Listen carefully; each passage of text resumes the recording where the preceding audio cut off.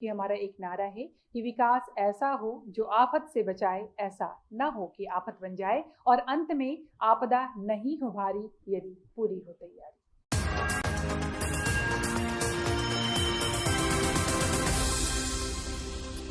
नमस्कार, मैं हूं रचना सिंह और आप देख रहे हैं आंखें न्यूज़ 24। दर्शकों, सालों की मेहनत के बाद हम एक आशियाना बनाते हैं खुद के लिए, एक घर खुद के लिए बनाते हैं और अचानक से एक आपदा आती है और हमारी उस पूरी दुनिया को उजाड़ करके चली जाती है। जी हाँ, मैं बात कर रही हूँ भूकंप की। भूकंप एक ऐसी आपदा है जो समय समय पर आती है और विध्वंस करके चली जाती है। आज हम ये इसी विषय पर बात करेंगे और ये समझेंगे कि भूकंप के लिए क्या कोई भविष्यवाणी पहले से की जा सकती है, और अगर नहीं की जा सकती है तो तैयारी क्या की जा सकती है, क्योंकि तैयारी जो है वो बहुत ज़रूरी है, क्योंकि आपदा निरंतर आती रहती है और आती रहेगी, इसलिए खुद को तैयार करना बहुत ज़रूरी है। और आज इसी विषय पर हम बात करेंगे और बात करने के लिए आज हमारे साथ मौजूद हैं डॉक्टर मधुबाला, परियोजना पदाधिकारी हैं बिहार राज्य आपदा प्रबंधन प्राधिकरण में। मैम, बहुत बहुत स्वागत है आपका हमारे पास। जी, बहुत धन्यवाद। मैम, सबसे पहले तो हम आपसे ये समझना चाहते हैं कि हम भूकंप की हमेशा चर्चा करते हैं। 1934 में पहली बार भूकंप आया था, 98 में भी आया था, 2012, 15, 2021 में हम आ गए हैं। क्या कुछ तैयारी जो है इसके लिए की जा सकती है? जी, मैं ये पहले बता दूं कि पहली बार भूकंप 1934 में नहीं आया था, बल्कि पहला जो अभी तक हमारे पास रिकॉर्ड है या इतिहास की अगर हम बात करते हैं, तो पहला भूकंप 1734 में जो रिकॉर्डेड है हमारे पास, प्राधिकरण की हम बात करें, फिर 1833 और 1934। हाँ, 1934 का भूकंप जो था अब तक के इतिहास में, बिहार के इतिहास में सबसे बड़ा भूकंप था। ये भूकंप दिन के समय आया था और इसकी तीव्रता जो थी रिएक्टर स्केल पे वो 8.3 की थी। चूंकि जाड़े का दिन था उस समय, अगर हम ये कहें कि आधिकारिक तौर पे 10,500 लोगों के मरने की सूचना थी तब, जबकि 1934 में हमारी आबादी बहुत कम थी, घर पक्के और इतने ऊंचे या हम ये कहें कि डबल स्टोरेज नहीं हुआ करते थे तब की स्थिति में। अगर ये भूकंप अब आए तो मैं ये बता दूं कि हमारे जो भूवैज्ञानिक हैं या हमारे माननीय मुख्यमंत्री के शब्दों में शायद 5 लाख से भी ज़्यादा लोगों की जानें जा सकती हैं, ये कहना मुश्किल है। इसकी तैयारी की अगर हम बात करें, पहले तो ये बता दें कि भूकंप का पूर्वानुमान नहीं लगाया जा सकता है, लेकिन जो इतिहास रहा है या हमारे जो वैज्ञानिक कहते हैं, शोध के आधार पर ये कहा जाता है कि प्रत्येक 100 वर्ष पे उसी तीव्रता का भूकंप जो है वो आता है। जैसा कि मैंने आपको पहले भी बताया कि 1734, 1833 और 1934 और हम 2034 की ओर बढ़ रहे हैं। तो इसमें एक और बड़ी अच्छी बात ये मैं बता दूं कि ये ±20 वर्ष होता है, यानी कि -20 वर्ष की अगर हम बात करें तो 34 से -20 कर लीजिए, यानी कि हम उस दौर में आ चुके हैं। तो ये जो दस्तक दे रहा है हल्का हल्का, अभी जो 3 दिन पहले भूकंप आया, ठीक इसी समय 24/8/2020 को भी एक भूकंप आया था, जिसका एपीसेंटर नालंदा और पटना के बीच में था। क्योंकि और ये जो अभी 3 दिन पहले भूकंप आया उसका भी एपीसेंटर नालंदा था। क्योंकि इसकी डेप्थ थी वो 5 किलोमीटर की, तो वो लोगों को फील हुआ। और इसके पहले जो आया था भूकंप वो 294 किलोमीटर उसका डेप्थ था, इसलिए वो फील नहीं हुआ।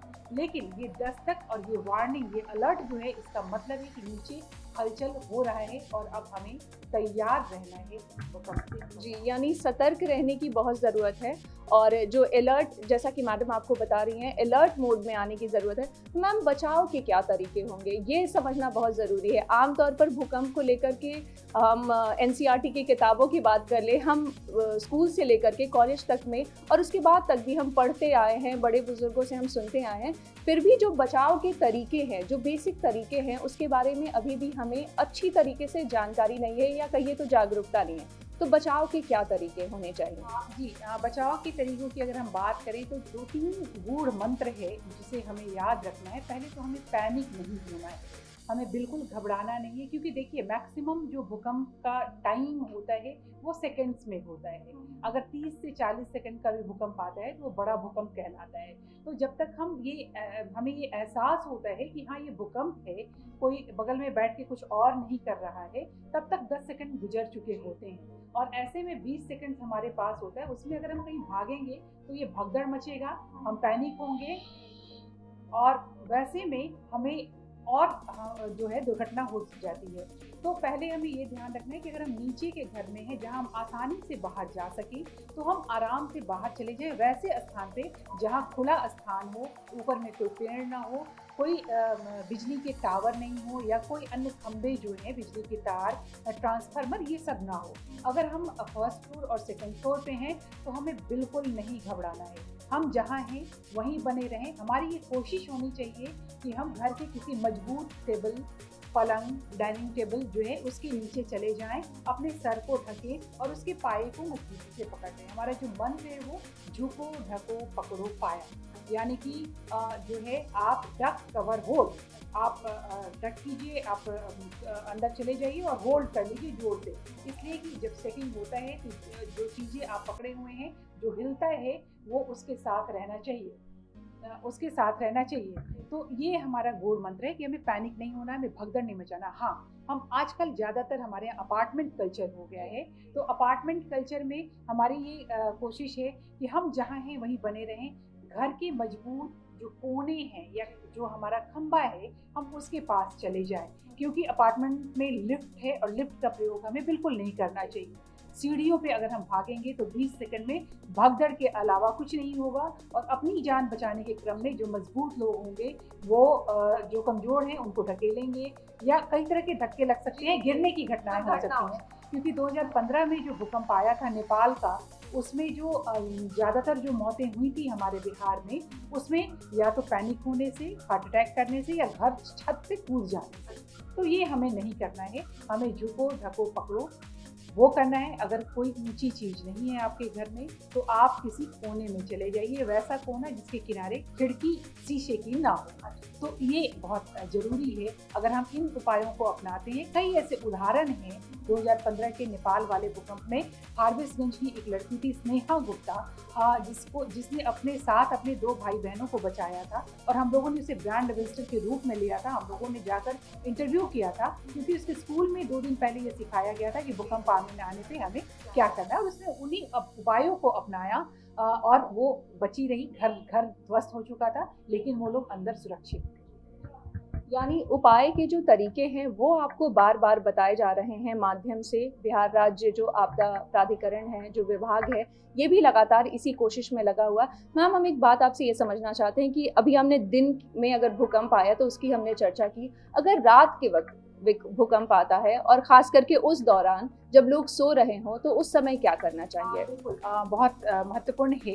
मैं आपको बताऊं कि अगर 1934 का भूकंप रात को आता तो जो आंकड़े हैं 10,500 के, उससे कहीं अधिक होते। तो हमें रात में ये, जब तक हम जगें और हमें बिस्तर पे ही जो हमारा पिलो है, तकिया है, या जाड़े के दिनों में कंबल है, तो हमें कोशिश करना है अपने सर को बचाने का, क्योंकि अगर सर सुरक्षित होगा तो हम निश्चित रूप से, अगर कहीं थोड़ी चोट भी आएगी तो हम अपने आप को सुरक्षित रख पाएंगे। तो हमें सर को ढक करके और बिल्कुल कोने में हम चले जाएं। या मैं फिर कहूँगी कि घबराएं नहीं या भगदड़ नहीं मचाएं। अगर हम नहीं उतर सकते तो बेड पे ही हम अपने सर को ढक के वहीं बने रहें। मैम, अगर अक्सर ऐसा होता है कि भूकंप आने के बाद बिल्डिंग जो है वो गिर जाती है और लोग मलबे में फंस जाते हैं, तो मलबे में फंस जाने के दौरान क्या करना चाहिए और क्या नहीं करना चाहिए?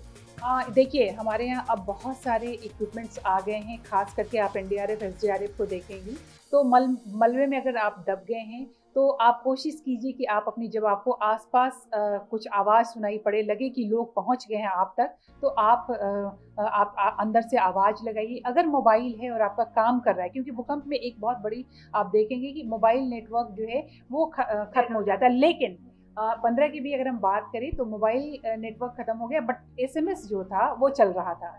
हाँ, तो SMS WhatsApp जो भी है वो चल रहा है, तो उसके थ्रू हम लोगों को कोशिश करें कि अपनी जो हम यहाँ हैं ये हम मैसेज दें लोगों को।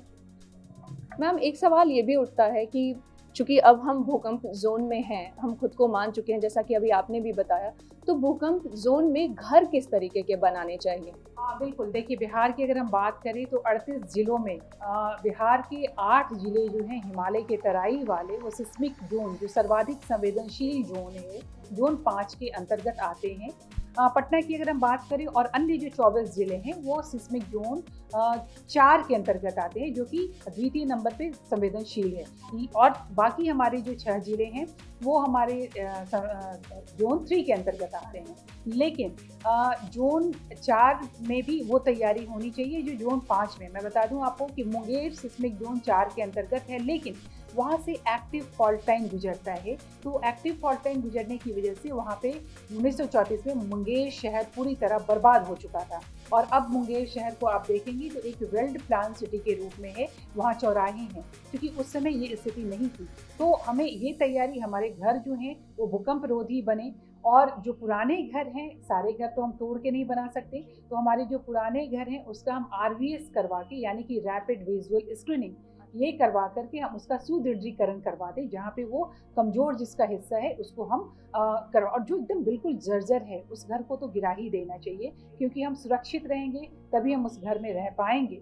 तो सिस्मिक ज़ोन 4 और 5 के लिए हम हमारे प्राधिकरण में खास करके हमारे वेबसाइट पे आप जाएंगे तो एक गाइडलाइंस है, एक मार्गदर्शिका है कि हमें कैसे घर का निर्माण करना है। इसके लिए आपको मुफ्त में एक परामर्शी केंद्र भी हम लोगों ने खोला है NIT पटना में MOU करके, वहाँ पे आपको मुफ्त सलाह मिल सकते हैं। इसके लिए आपको आप वेबसाइट पे जाके सर्च कर सकते हैं कि हमें कैसे सुरक्षित घरों का निर्माण करना है।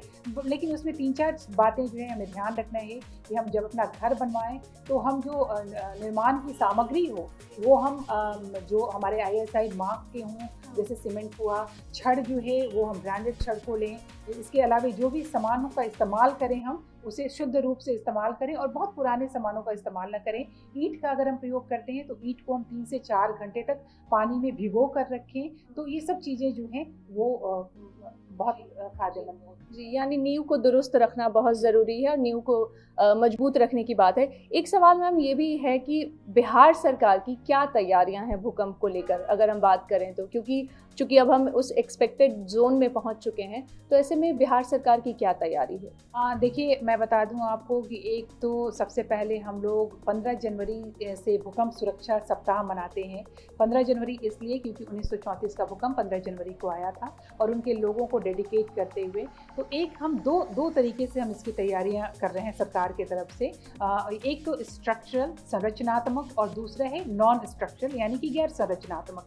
तो संरचनात्मक तरीकों में हमारे जितने बिल्डिंग्स अब नए बन रहे हैं, चाहे वो सरकारी हों और जो प्राइवेट बिल्डिंग्स भी बन रहे हैं, उसमें भी कि वो भूकंप रोधी बने। इसके लिए इंजीनियर्स को, राजमिस्त्रियों को, जो हमारे आर्किटेक्ट हैं उनको सबको ट्रेनिंग दिया जा रहा है, और लगातार ये ट्रेनिंग चल रहा है, और हम कई हज़ार लोगों को ट्रेंड कर चुके हैं। सही आंकड़े तो मैं आपको देख के बता दूंगी। और ये लगातार ट्रेनिंग, जैसे अभी समस्तीपुर में ये ट्रेनिंग चल रहा है, और समस्तीपुर के हर ब्लॉक में हम 40-40 राजमिस्त्रियों को, हमारे जो इंजीनियर्स हैं, ट्रेंड इंजीनियर्स, उनके द्वारा ट्रेनिंग दिलवा रहे हैं कि भूकंप रोधी घरों का निर्माण कैसे बने। और यही नहीं, हम उनका पूरा डाटा जो है, उनके आंकड़े हम वेबसाइट पे अपलोड करें कि किसी को अगर ज़रूरत है तो उन राजमिस्त्रियों से, उन जो अभियंताओं से, उन जो आर्किटेक्ट हैं उनसे वो मदद लेकर के अपना घर भूकंप रोधी बनवा सकते हैं। इसके अलावा आप देखेंगी कि आर्ट ऑफ द स्टेट की अगर हम बात करें तो सरदार पटेल भवन, जिसके बारे में ये है कि 9 की तीव्रता का भी भूकंप, जो कि सर्वाधिक, उससे ज़्यादा भूकंप का हम अनुमान नहीं लगा सकते, तो उस पर भी वो बिल्डिंग टिल्ट करेगा, हिलेगा, लेकिन वो गिरेगा नहीं बिल्डिंग। तो ये सुरक्षित है। पुलिस थाने बन रहे हैं, जितने भी भवन निर्माण के अंतर्गत जो संरचनाएं तैयार हो रही हैं वो भूकंप रोधी बन रही हैं। नॉन स्ट्रक्चरल की अगर हम बात करें तो जो हमने कहा कि भूकंप सुरक्षा सप्ताह के तहत हम लगातार ऑफिसेज में, स्कूलों में, विद्यालयों में, महाविद्यालयों में जाकर लोगों को भूकंप का मॉडल करवा रहे हैं कि हमें क्या करना है और कैसे करना है। What to do and how to do is very important किसी भी चीज़ के लिए, तो वो हम कर रहे हैं। इसके अलावा तमाम IEC हम होर्डिंग्स लगवा रहे हैं। अभी भी आप देख लेंगे कि चिड़ियाखाना के बाहर, म्यूजियम के बाहर बड़े बड़े होर्डिंग्स लगे हैं कि भूकंप आने पे क्या करना करना है और क्या नहीं करना है, हमारी क्या तैयारी होनी चाहिए। तो इस तरह से कई तरह के कार्य जो हैं लगातार अखबारों में हम विज्ञापन दिलवाते हैं सलाह के रूप में कि आप किस तरह से भूकंप की तैयारी अपने घर में अपने स्तर से करें। इसके अलावा लोगों को ये जागरूक किया जाना कि आप जो भी अब नया निर्माण करवाएं वो भूकंप रोधी होना चाहिए। तो इस तरह की लगातार कार्य जो है वो हो रहा है। मैम, आप हमारे कार्यक्रम में शामिल हुए इसके लिए आपका बहुत बहुत धन्यवाद। दर्शकों, आप देख रहे थे आंखें न्यूज़ 24।